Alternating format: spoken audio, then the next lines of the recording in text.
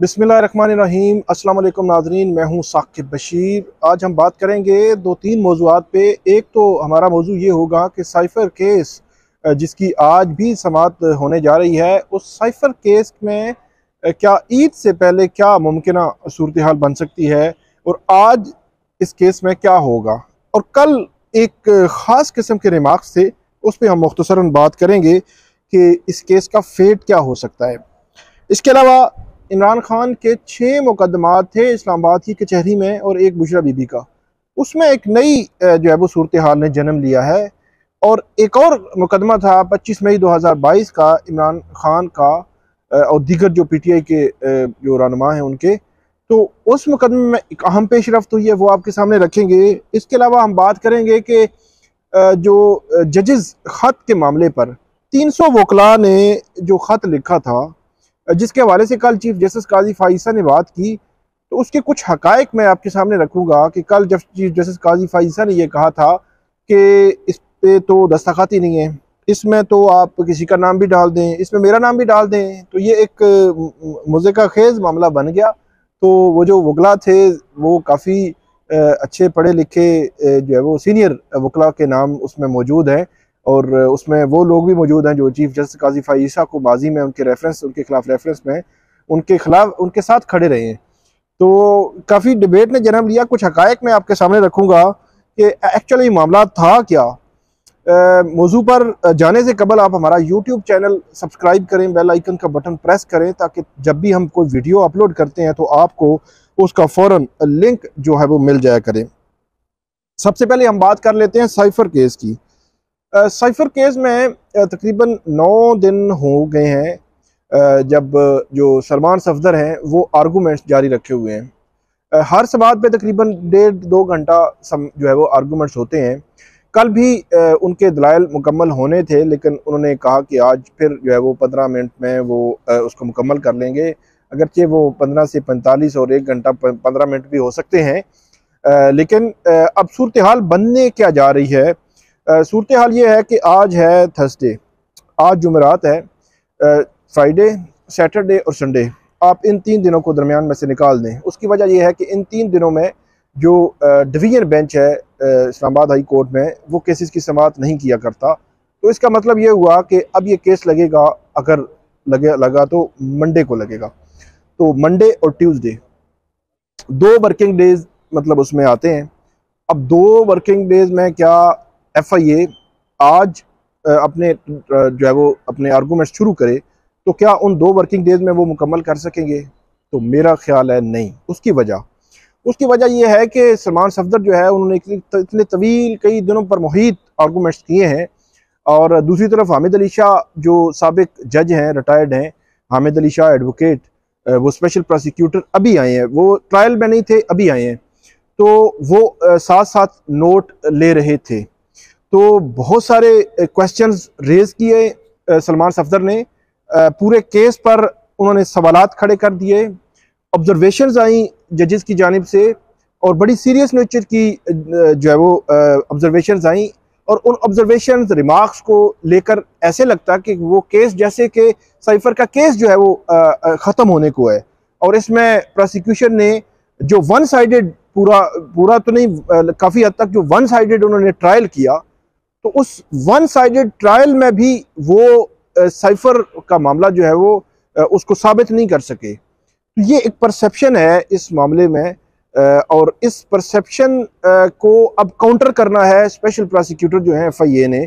तो इसके बज़ाहिर ऐसे लगता है कि आज अगर इनके कंक्लूड हो जाए आर्गूमेंट्स, तो FIA के आर्गूमेंट्स शुरू हों फिर मंडे ट्यूसडे 2 दिन, तो मुझे नहीं लगता कि ईद से पहले इनके दलाइल जो है वो मुकम्मल होंगे, और ईद से पहले कुछ जो है वो फैसला आने के इम्कानात हैं। 10-15% जो है वो हो सकता है कोई ऐसी सिचुएशन बने कि FIA 2-3 घंटे लगा के अपने आर्गूमेंट्स मुकम्मल कर ले, तो फिर एक सिचुएशन बन सकती है। लेकिन अगर वो ना कर सके तो फिर ये मामला ईद के बाद जाएगा। अब एक अहम मामले पे बात करते हैं। जो ऑब्जर्वेशन दी थी कल जो बेंच है, चीफ जस्टिस आमिर फारूक हैं, जस्टिस मियां गुल हसन औरंगजेब में, जो बेंच ने ऑब्जर्वेशन दी थी, उस ऑब्जर्वेशन से ये तासुर मिला जैसे केस मैं पहले भी आपको बहुत सारी वीडियोस में बताता रहा हूँ, फिर बता देता हूँ 4 सेक्शंस ऑफिशियल सीक्रेट एक्ट के इस केस में इमरान खान पर लगे हुए थे। 4 में से 3 सेक्शंस की सज़ा 2 साल है, 2 साल है। तो अगर तीनों सेक्शंस में भी सज़ा हो जाए, वो तीनों सेक्शंस में सज़ा ये है कि आपने मिसप्लेस किया या गुम कर दिया साइफर को, आपने उसको मिसयूज़ किया, आपने उसको ट्विस्ट किया और पब्लिक के सामने शेयर कर दिया, कॉन्फिडेंशियल एक मामला था उसको। तो इन 3 सेक्शंस में जो मैंने आपको बताया, इन 3 चीज़ें ये साबित हो जाएं फ़र्ज करें, तो इनमें 2 साल सज़ा है। और इनमें तीनों में भी सज़ा हो तो कंकरेंट 2 साल सज़ा बनती है। अब जो चौथा सेक्शन है वो ये है कि किसी भी गैर मुल्क ने, जो पाकिस्तान का कोई दुश्मन मुल्क, उसने जो चीज़ें डिस्क्लोज की गई, ट्विस्ट की गई, पब्लिक में बयान की गई, अगर उसने उनको लेकर पाकिस्तान की स्टेट को नुकसान पहुंचाया है, तो ये चौथा एक सेक्शन लगा हुआ था, उसमें उसकी सज़ा 14 साल या उम्र कैद की सज़ा जो है वो थी। अब जो 10 साल की सज़ा दी गई है, उसका सहारा लिया गया है कि शायद किसी दुश्मन मुल्क ने ये काम किया और पाकिस्तान की स्टेट को नुकसान हुआ। इस वक्त तक जो केस चला है, उस केस में ये जो चौथा सेक्शन मैं आपको बता रहा हूँ, ये अट्रैक्ट नहीं कर पा रहा। कल की जो ऑब्जर्वेशन थी जजेस की, वो यही थी कि आपने इस हद तक तो केस क्लियर कर दिया, अब हमें आप ये बता दें कि ये जो गुम करने वाला मामला है, ट्विस्ट करने वाला मामला है, इसमें भी आप जो है वो हमें असिस्ट करें। तो आज सलमान सफदर उस मामले पे असिस्ट करेंगे। तो आप समझ गए कि पहले 3 सेक्शंस की हद तक ये केस रह गया और चौथा जो सेक्शन है उसकी हद तक मुझे ऐसे लगता है कि जजेस को उन्होंने कन्विंस किया। अगरचे FIA आएगी तो FIA अपने आर्गूमेंट्स देगी, लेकिन रिकॉर्ड पे चीज़ें नहीं है। पहले दिन से मैं कह रहा हूँ कि साइफर में जो दुश्मन मुल्क वाला जो मामला है कि वहाँ उसने इस्तेमाल किया और पाकिस्तान की स्टेट को नुकसान हो गया, रिकॉर्ड पे ऐसी कोई चीज़ नहीं है, तो वो तो मामला ही ख़त्म हो जाता है। बड़ी मतलब एक अजीब सी सिचुएशन जो है वो ट्रायल जज ने जो फैसला दिया, किस बुनियाद पर दिया, कोई चीज़ नहीं है दरमियान में। कौन सा मुल्क था, क्या नुकसान दिया, कैसे नुकसान दिया, कोई चीज़ ही नहीं है रिकॉर्ड पे। ना प्रोसिक्यूशन लाई है, सिर्फ अमेरिकन ने एक व्हाट्सएप किया, उस व्हाट्सएप को लेकर जनाब ना व्हाट्सएप रिकॉर्ड पे लाया गया है, व्हाट्सएप की लैंग्वेज रिकॉर्ड पे लाई गई है, तो उस व्हाट्सएप की बुनियाद पर इन्होंने कहा जी वो तो ताल्लुकात ही हो गए। बल्कि कल जजेस ने ये रिमार्क्स भी दिए, एक तरफ आप डिमार्च कर रहे हैं, एक दफ़ा नहीं 2 दफ़ा आप एहतजाज कर रहे हैं अमेरिकन से, अमरीकियों से, और दूसरी तरफ आप अपने एक साबिक वज़ीर-ए-आज़म को जेल में डाल रहे हैं, मतलब कि हमारे ताल्लुकात ख़राब हो गए। मतलब डिमार्च जब आप करते हैं तो उससे ही ताल्लुकात ख़राब हो जाते हैं, वो तो आप कंसेंट से कर रहे हैं, उससे ताल्लुकात ख़राब हो सकते हैं ना। मतलब एहतजाज करते हैं तो वो समझे, वो कहे कि नहीं आपने गलत किया है, तो इससे ताल्लुकात ख़राब हो सकते हैं। वो कहते हैं आप डिमार्च आप कर रहे हैं और कह रहे हैं कि जनाब साबिक वज़ीर-ए-आज़म को जेल में डाल दिया।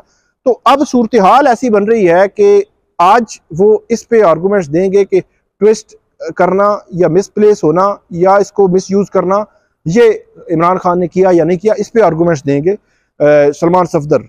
तो फर्दर फिर FIA इस पे दलाइल जो है वो आगे जारी रखेगी। ये है साइफर केस से मुतल्लिक अब तक की अपडेट। अब दूसरे मामले पे आते हैं, वो है 6 मुकदमात हैं इमरान खान के इस्लामाबाद की कचहरी में, और एक है बुशरा बीबी का।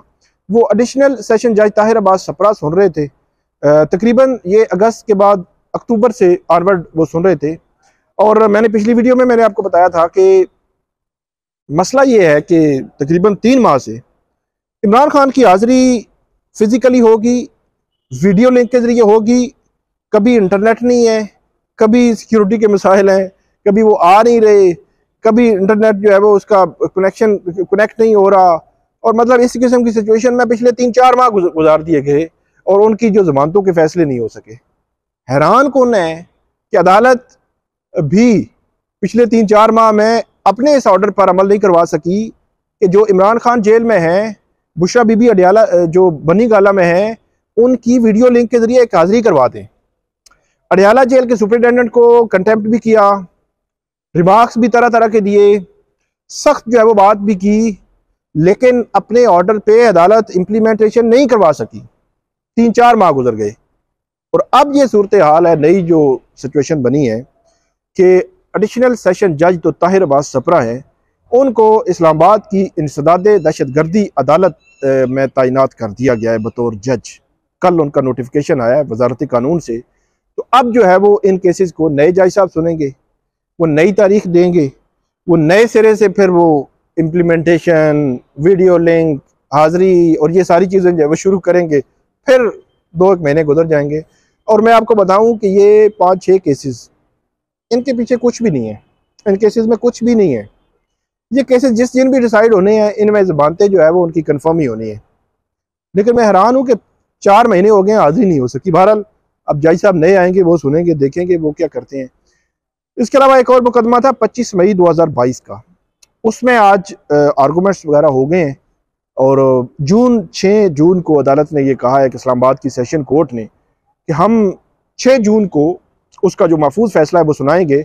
इसमें इमरान खान है, शेख रशीद है और PTI की बाकी लीडरशिप है जिसने इसमें बरी होने की दरख्वास्त दायर कर रखी है और उस बरीयत की दरख्वास्त पर, एक्विटल की दरख्वास्त पर उनके आर्गूमेंट्स हुए और उन आर्गूमेंट्स पे अब फैसला अदालत ने महफूज किया है और फैसला जून में सुनाया जाएगा। पिछले 2-3 हफ्तों से आप देख रहे होंगे कि जो 2022 के जितने केसेस थे, इन केसेस में जो लीडरशिप है उनको इसलिए रखा जाएगा 109 में वो जी उन्होंने उनकी इमा पे हुआ है। अब इमा जो है या मुआवनत या कोई भी चीज़ है, इस तरह की चीज़ प्रोसिक्यूशन ने साबित करनी होती है, को रिकॉर्ड देना होता है। अगर वो रिकॉर्ड पे कुछ ना हो तो उन्होंने बरी होना होता है। पिछले 2-3 हफ्तों में आपने देखा होगा 2022 के वो मुकदमे, उनमें सारे लोग बरी हो रहे हैं। इन केसेस में भी मुझे नहीं लगता कि मतलब बरी ना होना कोई ना हो, ये कोई लगता नहीं है। लेकिन जून 6 को इसका फैसला जो है वो अदालत कह रही है हम सुनाएंगे। अब जो आखिरी हमारा मामला है वो है 300 वकील। 300 वकला हैं।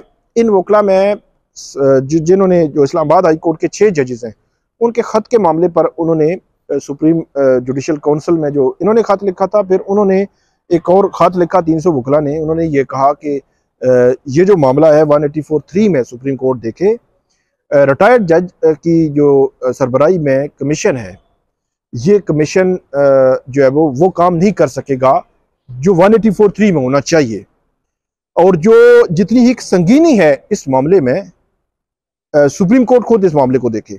यह खत था 300 वकला का, जिसमें बड़े नामी ग्रामी वकील भी थे। तसद्दुक हुसैन जिलानी साहब के बेटे साकिब जिलानी भी थे, सलमान अकरम राजा भी थे, ज़ैनब जंजुआ, ईमान मज़ारी, SN पीरज़ादा और एक लंबी फहरिस्त है जो कराची से, कोयटा, इस तरह पंजाब मुख्तलिफ जगहों से, लाहौर, मुल्तान, इस्लामाबाद, पिंडी, इस तरह सिंध से, खैबर पख्तूनख्वा से वकला थे जिन्होंने मतलब ये कुछ हक़ाइक़ मतलब पता चले हैं कि हर वकील के साथ रब्ता किया गया, उसका कंसेंट लिया गया, उसके कंसेंट लेने के बाद उनका नाम उस लिस्ट में डाला गया और उस लिस्ट उनके साथ वो ड्राफ्ट शेयर किया गया, जो ड्राफ्ट लेटर जो है वो लिखा जा रहा था सुप्रीम कोर्ट ऑफ पाकिस्तान को और चीफ जस्टिस काजी फाइज ईसा को।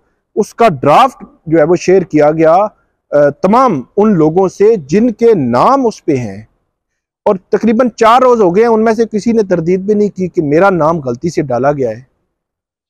तो इसके अलावा भी जो ड्राफ्ट था उसमें जो तरमीम थी, उसमें जो लोगों से जो राय ली गई कि उसमें कोई तरमीम अगर करनी है, तब चेंजिंग करनी है, तो वो भी चेंजिंग भी की गई। तो ये सारा एक प्रोसेस करके फिर ये लेटर लिखा गया है।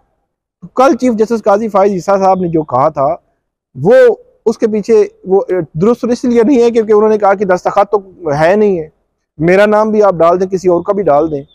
तो दूसरे लफ्ज़ों में एक उन्होंने कहा था कि ये एक फेक किस्म की मतलब एक एक्सरसाइज बज़ाहिर लग रही है। तो ऐसा है नहीं है, जो हक़ाइक़ है इसके पीछे ऐसे नहीं है। हक़ाइक़ ये है कि हर बंदे को राब्ता किया गया था, हर बंदे की कंसेंट ली गई थी और उसके बाद वो लेटर जो है वो जारी किया गया और उस लेटर का बज़ाहिर असर भी हुआ है और 184(3) में सुप्रीम कोर्ट को जाना पड़ा है। 184(3) में सुप्रीम कोर्ट को जो जाना पड़ा है, ये इसकी मल्टीपल रीजंस है।